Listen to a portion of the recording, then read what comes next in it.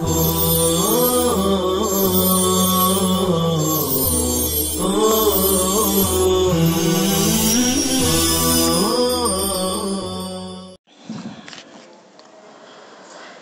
لله رب العالمين والصلاة والسلام على سيد الأنبياء والمرسلين سيدنا محمد وآله وصحبه أجمعين.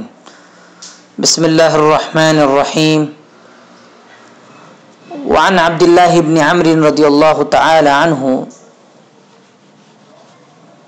أن رسول الله صلى الله عليه وسلم قال: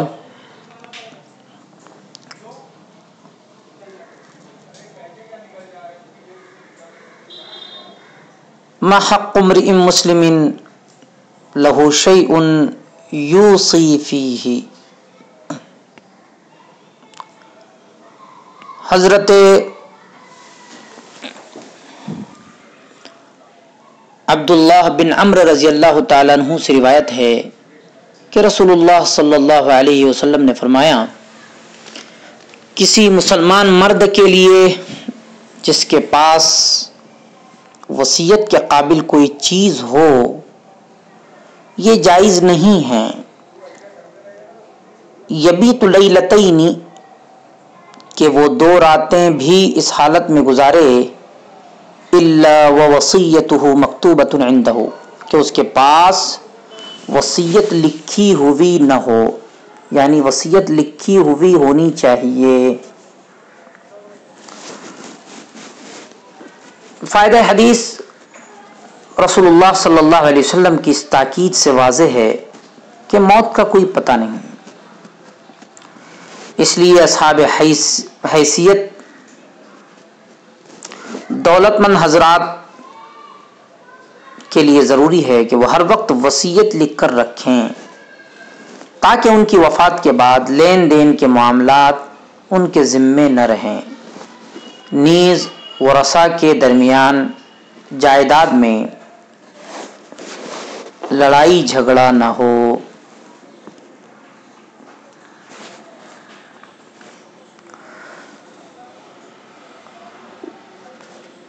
وعن ابن مسعود رضی اللہ تعالی عنہ قال، حضرت ابن مسعود رضی اللہ تعالی عنہ سے روایت ہے: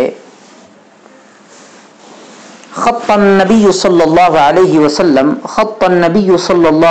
وسلم خطا مربعا کہ نبی اکرم صلی اللہ علیہ وسلم نے ایک مربع شکل کا خط کھینچا، چوکور. وخط خطا فی الوسط خارجا منہ اور ایک خط درمیان میں اس سے باہر نکلتا ہوا کھینچا. وخط خططا صغارا الى هذا الذي في الوسط من جانبه الذي في الوسط اور درمیانی خط کے پہلو میں چند چھوٹے چھوٹے خط اور کھینچے. خط یعنی لکیر کھینچنا. فقال اور فرمایا: هذا الانسان یہ انسان ہے. وهذا اجله محيطا به راوی کو شک ہے او قد احاط به اور یہ خط اس کی موت کا ہے جو اسے گھیرے ہوئے ہیں. وهذا الذي هو خارج عمله اور یہ خط جو باہر نکل رہا ہے اس کی آرزویں ہیں. وهذه الخطط الصغار الاعراض اور یہ چھوٹے چھوٹے خط جو پہلو میں ہیں انسان کو پیش آنے والے حوادث ہیں، مصیبتیں اور پریشانیاں ہیں. فَإِنْ أَخْطَأَهُ هَذَا نَهَشَهُ هَذَا اگر ایک حادثہ اس سے خطا کر جاتا ہے تو دوسرا اسے آدبوچتا ہے. وَإِنْ أَخْطَأَهُ هَذَا نَهَشَهُ هَذَا اور اس سے جان چھوٹتی ہے تو کوئی دوسرا اسے آ پکڑتا ہے.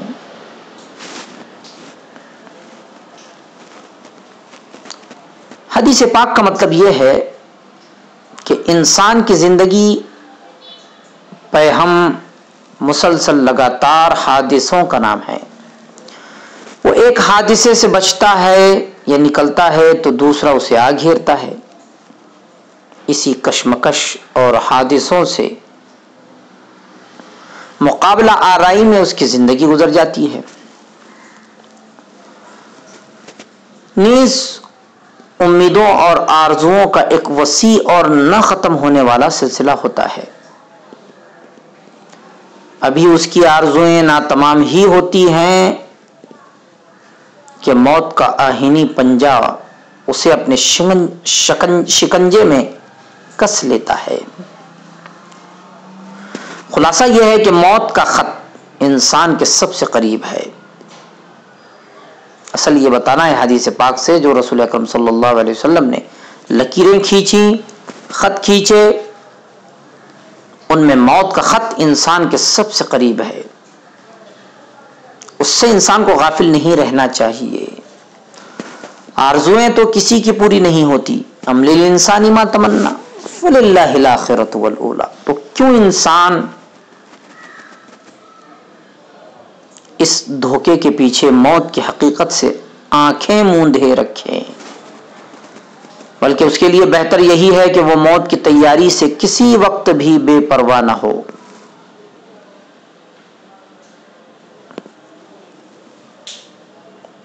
اگر آپ لوگ حدیث پاک کو کتاب میں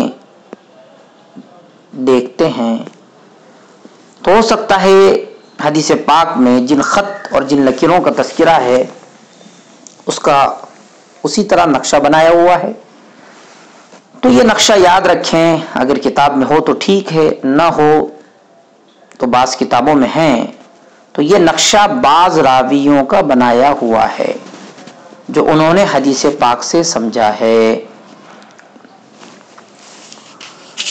وعنہ قال قال رسول اللہ صلی اللہ علیہ وسلم، حضرت ابو ہریرہ رضی اللہ تعالیٰ عنہ سے روایت ہے، رسول اللہ صلی اللہ علیہ وسلم نے فرمایا، اکثروا ذکر ہادم اللذات، ذکر ہادم اللذات یعنی الموت۔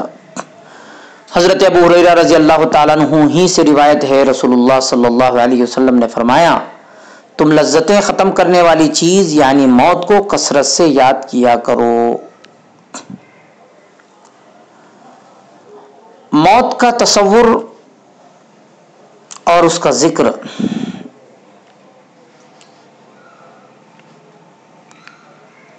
دنیا کی لذتوں میں انہماک اور معصیتوں کے ارتکاب سے باز رکھتا ہے، اس لیے کثرت سے موت کو یاد کرنا چاہیے اور موت کے بعد پیش آنے والے معاملات سے انسان کو غافل نہیں رہنا چاہیے۔ باب استحباب زیارت القبور للرجال وما یقولہ الزائر۔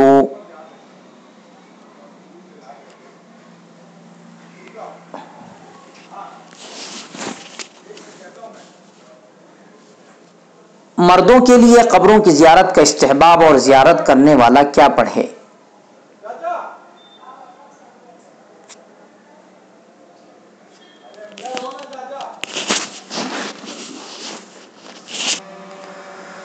عن بريدة رضي الله تعالى عنه قال قال رسول الله صلى الله عليه وسلم كنت نهيتكم عن زيارة القبور فزوروها۔ حضرت بریدہ رضی اللہ تعالیٰ عنہ سے روایت ہے، رسول اللہ صلی اللہ علیہ وسلم نے فرمایا، میں نے پہلے تمہیں قبروں کی زیارت کرنے سے منع کیا تھا،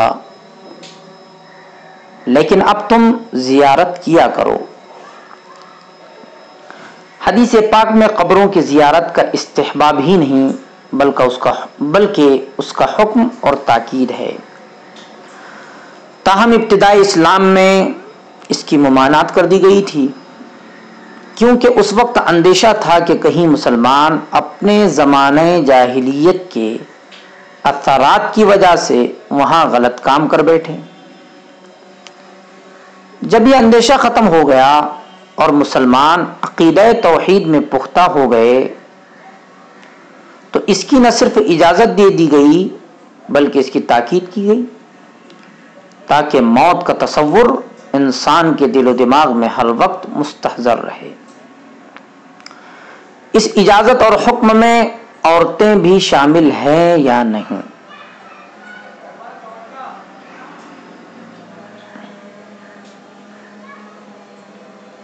تو اس کی بابت علماء میں اختلاف ہے۔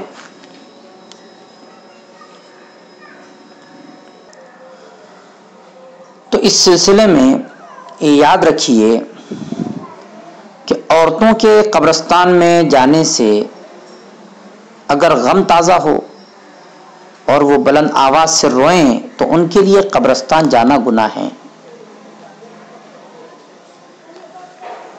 کیونکہ حدیث میں ایسی عورتوں پر لعنت آئی ہے جو قبرستان جائیں تاکہ غم تازہ ہو۔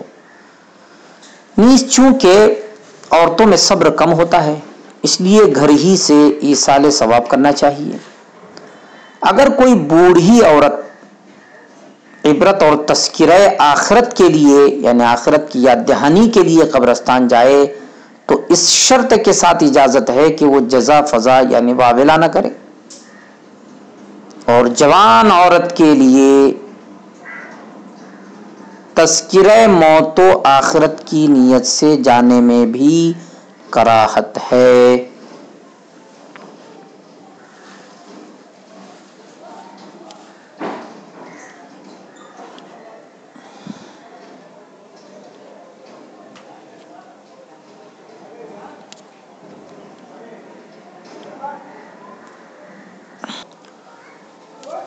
وعن بريدة رضي الله تعالى عنه قال كان النبي صلى الله عليه وسلم يعلمهم إذا خرجوا إلى المقابر أن يقول قائلهم۔ حضرت بریدہ رضی اللہ تعالیٰ عنہ سے روایت ہے کہ جب لوگ قبرستان جاتے تو آپ انہیں سکھلاتے تھے کہ وہ یہ دعا پڑھیں: السلام علیکم اہل الدیار من المؤمنین والمسلمین وَإِن شَاءَ اللَّهُ بِكُمْ لَاحِقُونَ أَسْأَلُ اللَّهَ لَنَا وَلَكُمُ الْعَافِيَةَ، کہ اے مومنوں اور مسلمانوں کی بستیوں والو تم پر سلام ہو، اگر اللہ نے چاہا تو ہم بھی یقیناً تم سے ملنے والے ہیں، میں اللہ سے اور تمہارے لیے، میں اللہ سے اپنے اور تمہارے لیے عافیت کا سوال کرتا ہوں۔ اس حدیث پاک میں بھی قبرستان جا کر اپنے مرنے والوں کے لیے دعا کرنے کا جواز ہے، کیونکہ زندوں کی دعا سے مردوں کو فائدہ پہنچتا ہے۔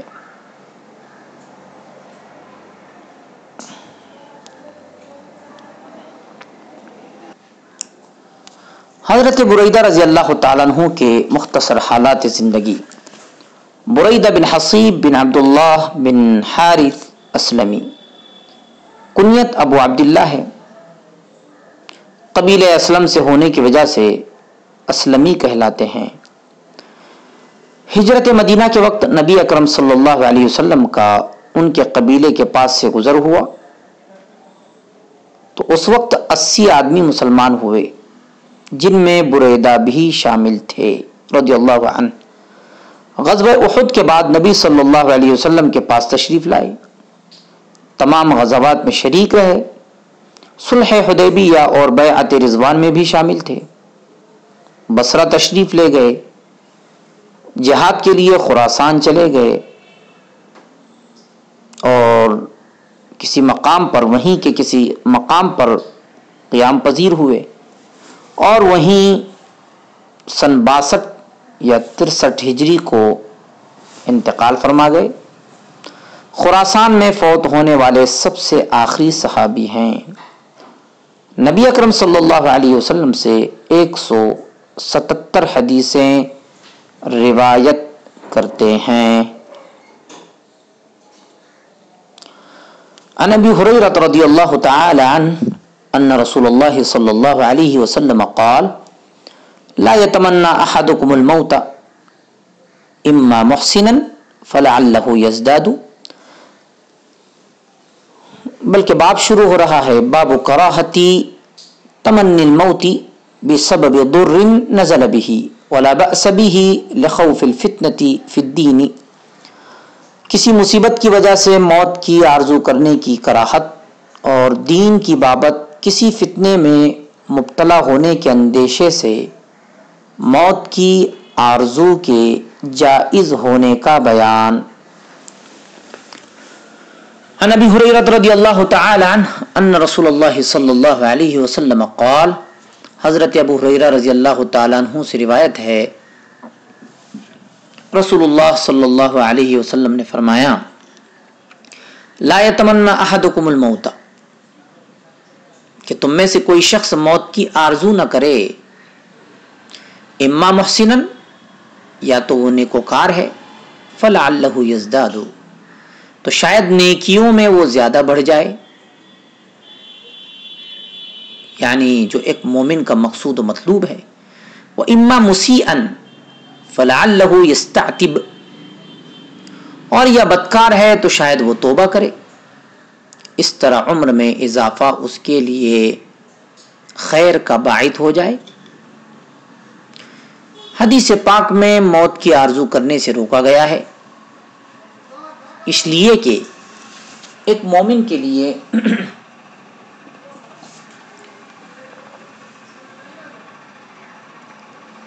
عمر میں زیادتی ہر صورت میں مفید ہے، جتنی زیادہ عمر اسے ملے گی وہ نیکیوں میں اتنی ہی ترقی کرے گا، یا کسی معصیت میں مبتلا ہوگا تو شاید اس سے تائب ہونے کا اسے موقع مل جائے۔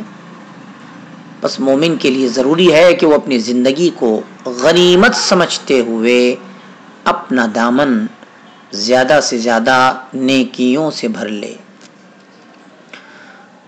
وعن انس رضی اللہ تعالی عنہ قال قال رسول اللہ صلی اللہ علیہ وسلم، حضرت انس رضی اللہ تعالی عنہ سے روایت ہے، رسول اللہ صلی اللہ علیہ وسلم نے فرمایا، لا یتمنین احدکم الموت لضر اصابہ، تم میں سے کوئی شخص کسی تکلیف کی وجہ سے جو اسے پہنچے موت کی آرزو ہرگز نہ کرے۔ فإن كان لابد فاعلا فليقل، اگر اس نے ضرور ہی کرنی ہے، موت کی آرزو کرنی ہی ہے، تو بئی الفاظ کرے، اللہم احیینی ما کانت الحیات خیرا لی وتوفنی اذا کانت الوفات خیرا لی، اے اللہ مجھے اس وقت تک زندہ رکھ جب تک زندگی میرے لیے بہتر ہے، اور مجھے موت اس وقت دے جب موت میرے لیے بہتر ہو۔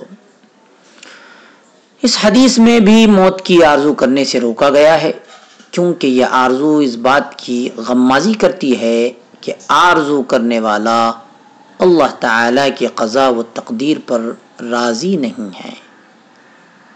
تاہم اگر یہ آرزو ناگزیر ہو جائے تو مذکورہ الفاظ میں دعا کی جائے، اللہم احیینی الی آخرہا۔ صلی اللہ تعالی علی خیر خلقہ سیدنا محمد وآلہ وصحبہ اجمعین برحمتک یا ارحم الراحمین۔